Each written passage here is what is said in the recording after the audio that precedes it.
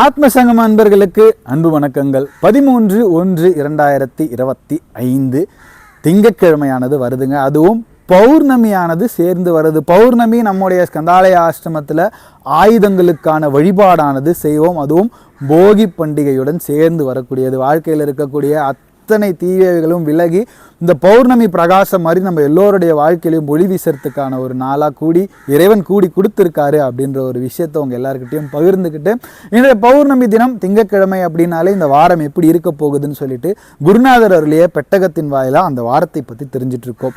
அப்படி இருக்க இந்த வாரத்துக்கான 3 எண்கள் டிஸ்பிளேல வரும், பார்த்துருங்க.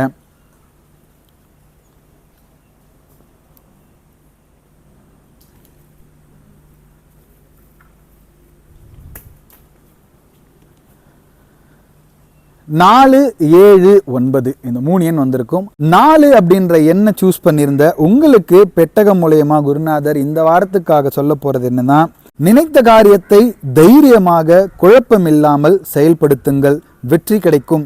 தள்ளி போடாதீர்கள், தள்ளி போட சொல்பவர்கள் பேச்சை கேட்காதீர்கள். ரொம்ப பெரிய விஷயம். 331 பக்கத்தில் இருக்கு. இன்னும் தைரியம் சேர்க்கும் வகையில் அதற்கான மந்திரமும் இருக்கு. 4 அப்படின்ற எண்ணை சூஸ் பண்ணியிருந்தா உங்களுக்காக.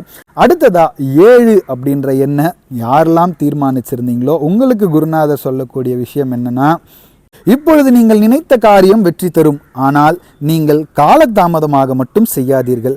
உங்கள் மனதில் சந்தேகம் உருவாகுமானால் மட்டும் தள்ளி போடுங்கள். மற்றபடி உடனே செய்யுங்கள், நல்ல வெற்றி கிடைக்கும். வெற்றி மீது வெற்றி உங்கள் எல்லோருக்கும் வந்து சேரும்ன்ற குருநாதர் சொல்லிட்டு இருக்காரு. இன்னும் அந்த வெற்றிக்கு கூடுதல் ஒளி சேர்க்கும் வகையில் 149வது பக்கத்தில் மந்திரமானதும் இருக்கு. அதையும் கூட சேர்ந்து பயன்படுத்திக்கோங்க. 4, 7, 9 அப்படின்ற எண்ணை சூஸ் பண்ணியிருந்தீங்கன்னா அந்த 9 எண்கான பலன் குருநாதர் சொல்லியிருக்கிறது.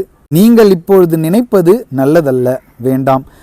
அகலக்கால் வைக்காதீர்கள், இதனால் வேதனை வரக்கூடும். பொறுத்திருங்கள், உங்களுக்கான நாள் கூடிய சீக்கிரம் வரப்போகிறது. அந்த நாள் நமக்கு ரொம்ப சீக்கிரமே வந்துடும் அப்படின்னு எதிர்பார்த்து காத்துட்டு இருக்கும் பொழுது 361வது பக்கத்தில் அதற்கான மந்திரம் இருக்கு.